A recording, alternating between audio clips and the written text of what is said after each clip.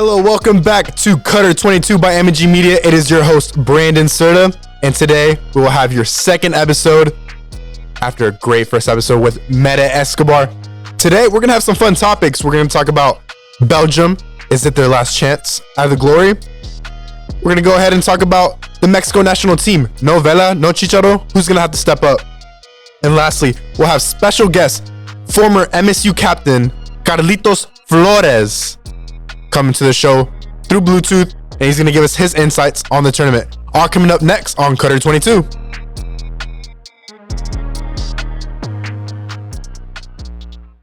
Ladies and gentlemen, welcome back to episode 2 of Qatar 22 by M&G Media. After a very successful first episode with Meta, I just couldn't think of a better guest than former captain, 4-year starter at MSU, national champion for MPSL club Denton Diablos as well. Ladies and gentlemen, give it up for Carlos Flores. Hey, how are y'all? What up, Carlos? How are you doing, man? I'm good, man. How are you? Thank you for having me. Dude, I'm doing great. I know you keep up with footy a lot, especially with the Mexico national team and Liga MX, bro. So I wanted to reach out to you and, have your insights of the tournament. Sounds good, man. I'm ready. Dude, what are your favorites looking into it, man? Who do you have going far, and who's your underdogs? Well, obviously, me being Mexican and stuff, I always want Mexico to succeed in this type of tournaments and stuff. But I don't know. Lately, we've been struggling and stuff, so I don't really know how I feel about how they're going to do going into this tournament. So personally, I think the winners will either be Argentina or Brazil. But if I had to pick between one of those two, I would have to go with Argentina just because I'm a huge Messi fan and I want to see him win a World Cup before he retires. And I think that would end the discussion of who the GOAT is between him or Ronaldo. Absolutely. I think anybody would be happy to see any of those two players win. Obviously throwing Neymar into the mix. Any of those players, these are just fantastic, historic players that are going to go down in the history books forever. So you have Argentina winning it. Who do you think, obviously you don't think Mexico is going to be that underdog. Who do you think is just not going to be on the radar right now, but maybe after the first or second group game is going to get everybody's attention? Ooh, a good question because I haven't really thought about an underdog, but if I had to pick someone, I would maybe say Wales. I think they're in a pretty good group with obviously the United States and England, but in my opinion, I think they are going to get past the group stage and maybe have a good run in the knockout round. But yeah, if I had to choose, I would say Wales. I think Gareth Bale is motivated. He's getting a lot of playing time here in MLS, so I think he's ready to go. That's a very interesting choice because Wales hasn't been in the tournament 20, 30 plus years, so this is huge for them. The whole country is going to back them. They're obviously playing England and US, which I think that group right now, it's open. And nobody has it for the taking. Nobody's secured it really just yet. I don't think England's playing the best ball. I don't think US right now, they have a lot of questions regarding who's going to get them their goals and stuff like that. So I think Wales is a great pick, and with Bell, he's a great player. And they did make that great run in the Euros. I want to say it was 2016 when Portugal won it. So now they're more experienced and stuff. So I think they have it going for them. They could be a really good surprise at this tournament. Yeah, no, that's a great pick, man. Wales, we're gonna have to definitely keep an eye on them, and US, they're gonna have some trouble with them if Bell's playing good. And for sure. So another team that I wanted to talk about that has kind of been in the top 5. Honestly, they've led the rankings in FIFA quite a few times, but they haven't necessarily won the tournament. They've been close. They've gotten third place before. But they have the team and the squad to potentially win this tournament. But this may be the last year to be able to do it. I am talking about the Belgium national team, bro. Belgium. Yep. Do you think this is their last chance with like their era? Or I'm talking about players with like De Bruyne, Lukaku, Eden Hazard. They have the team on paper, but can they put it together on the field? Uh, I mean, I don't know if this is their last chance. If I'm gonna give them benefit of the doubt, if they don't do it this year, they might do it back here when they come play here in the United States and Mexico in 2026. But I think if I had to say it, yes, this is their best shot. So everybody's coming in playing really, really good. De Bruyne, obviously, my opinion, one of the best midfielders in the world. Lukaku, very, very good finisher, really good striker. He can put any team away. But yeah, and obviously they have arguably one of the best goalkeepers in the world as well. So in my opinion, yes, this could be their last shot, but I'm gonna give them benefit of the doubt. Not this year, in 4 years maybe. But obviously, guys get older and stuff. So yes, this is their best shot, I believe. I agree. Belgium is a team to look into the tournament. They've made it far. They've gotten that third place placement whenever they beat Brazil 3-0. But they've just gone so close, and they just need that little edge. So that's definitely a team to keep in mind. And one of the other teams I want to talk about, I know you mentioned it earlier. You're from Guadalajara, Mexico. You rep Mexico every time you step on the pitch. Right now, the team is looking for answers. The coach just announced that he is not going to bring Carlos Vela. He's not going to bring Chicharito. Who are they going to look at to provide the assurance that this team can make another run, can make it out of the group stage with Poland and Argentina in the group? Well, right now I think they have their best option is Raul Jimenez. He hasn't been getting a lot of playing time lately, so I don't know what his form is going to be coming into Qatar and stuff, but obviously he's played at a high level for a long time in the English Premier League now, and so I think he has experience. I think he knows exactly what it takes to be a winner and lead a team, especially at this type of tournament. In my opinion, though, I really wish they could have brought Chicharito on board because even though he's playing in MLS, I think he's in really good form right now, pretty much scoring every game. And he just has experience. He's played in 2 or 3 of these World Cups. So I think he knows what it takes to play at that level, and that's just my opinion, though. I mean, everybody has their own opinion, but in my opinion, he's in really good form right now, and I think he would be a really good option, especially since we're struggling with forwards at the moment. No, I agree, and I think definitely it's not even about starting the games either. I think also if Chicharito's just in the locker room, kind of motivating the guys, he's been there, done that, and I think it could bring some kind of leadership to the team. So I was very surprised when I heard about that, and right now, we're going to need another big tournament from Chucky. And then Raul Jimenez, he obviously had that head injury and hasn't really gotten the form at Wolves that he's accustomed to having. So a lot of question marks, but they still finished second place in CONCACAF. So, they still have the potential. Right.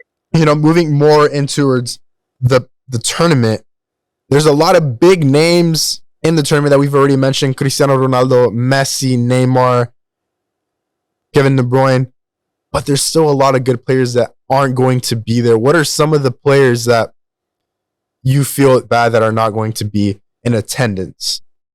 For me personally, Erling Haaland. Yeah, I was going to say that one too. He's probably top 3 forward strikers in the world, and obviously it's a joy to watch him. The guy does some crazy things, scores crazy goals. So yeah, I think that's the number one guy that I think that should be at the World Cup, and obviously it's not just his fault. I mean, it's the whole team effort and everything. So unfortunately, they're not going to be in it, but he's young, so hopefully in 4 years they're in it, and obviously experience and everything. Who knows what he might do.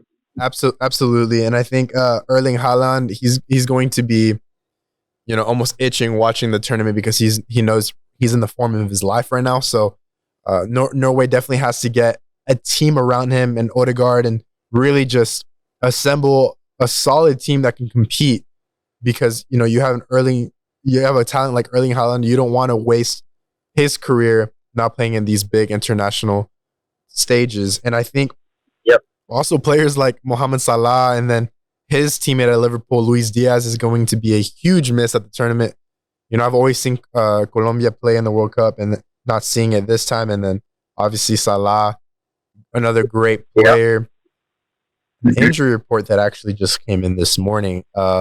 Center back for Uruguay and Barcelona, Ronald Araujo, he's out for the tournament with a knee or with a, I want to say, a torn quad. So he's out. Another big player for Uruguay, a potential underdog coming in. So man, just a lot of big names not being able to play, and it breaks my heart. But that's life, man. That's how it goes. And I know we mentioned Bell, and we mentioned Hazard, and then we also mentioned Neymar, all in their prime. We're talking about their best seasons. So Eden Hazard at Chelsea when he won PFA Player of the Year, Gareth Bale at Madrid when he was winning the Champions Leagues, and obviously Neymar at Barcelona when he had that stellar season when he was just, you know, stepping up after Messi was out. In their prime, start one, bench one, and sell the other. Okay. In their prime, I would probably start Neymar. Start Neymar. Agreed, I would too. I would bench. Oh, that's a tough one. I would probably just I would bench Bell and cut Hazard. Yeah. Is there a reason why you benched Bell and not Hazard? Well, I just look at it. Bell has won 4 or 5 Champions Leagues with Madrid, and like back in the day, Bell was just a starter and playing really good football. And obviously, what comes to mind in a Champions League final is him scoring that bicycle kick against Liverpool. I agree. I believe it was like 2018, I believe. I'm not quite sure, but yeah, as soon as he came in, he literally changed the whole game and took over, and obviously led to Madrid win. Yeah, I think Champions League. Yeah, there's like a lot of highlights of Hazard scoring against the Big Six in the Premier League, and you know doing it in style. But I think Bell, when you talk about finals and big moments, he tends to step up. So, I mean, if it wasn't for Neymar just playing very good at Barcelona, Bell would obviously get the start. But yeah, I agree with you. Start prime Neymar, bench prime Bell, and then sell prime Hazard. Unfortunately, that's the way it goes. But we're going to see all 3 of those players in less than 70 days in the World Cup, man. It's going to be amazing. I think they're all going to have big expectations, and they're all going to play really well. And then another question. This would probably be our last question of the day. Dude, the World Cup final, last World Cup was Croatia versus France, and then the one before that was with Argentina and Germany. What time do you think we've normally watched those finals? What time do I think we watched those finals? Yeah. It was probably about noon, 1 p.m. Yeah, I would say noon, 1 p.m. Dude, this game is going to be Central Time. So we're currently obviously in Texas in Central Time. It's going to be at 9 a.m. 9 a.m. Yes, and then I'm actually going to be in California at the time. So at 7 a.m. It's going to be 7 a.m. over there. What are you going to be doing when you wake up and you're like freaking not even awake yet and you're having to watch this game? Oh, well, that's the first. I didn't even know it was going to be that early. I was thinking probably 11, 12. But yeah, when you put it that way, I'm probably going to wake up and maybe at 8 a.m. or something. And obviously it's going to be during the holidays, so literally like a week before Christmas. Yeah, none of us have experienced this before. Like, it's going to be a weird time to like kind of... Yeah, it's different because obviously every World Cup's in the summer, and this is literally the first World Cup ever, I think, held in the winter, at least here in the United States, where it's winter. It's going to be kind of odd, and really new to really everyone. Yeah, no, it's going to be different. Qatar 22, as my professor has me saying it. Yeah. Qatar 22 is just going to be a little bit of an adjustment period for us to do. Going to have to wake up a little earlier, maybe have some games during class rather than being free during the summer. So it's going to be a little bit of an adjustment period, but I think it's going to deliver some of the best football that we've ever seen coming to you in November very soon. Carlos, thank you so much for coming on the show, man. Let the audience know what you got going on right now, man. Of course. First of all, thank you for having me. It's an honor. It's always good catching up with you and stuff. Absolutely. Nothing. I'm really just right now working on my teacher certification, and so I can hopefully become a teacher coach here in the next year or so. And I got a wedding coming up next summer, so yes, sir. And I'll be married there. I'll be there. Oh yeah, for sure. So yeah, we're planning all of that stuff. Really excited. We're ready to get my life going and hopefully see where life takes me and stuff. I'm really excited. No, absolutely. And I think, the career you had as a player, it's going to transition into the coaching phase of your life and the teaching phase of your life, man. You have a lot of good, experiences that you can teach to the next generation of footballers and students, bro. Carlos Flores, former captain at MSU, 4-year starter, national champion at the Diablos. Dude, thank you so much for coming on the show, man. I appreciate your time. Yes, sir. Thank you so much again, and hope everyone has a great day, and look forward to seeing you soon, Brandon. Sounds good. Thank you so much. Appreciate you, man. Ladies and gentlemen, that concludes our second episode of Qatar 22 by M&G Media. It is your host, Brandon Serta, and I'll see you next time.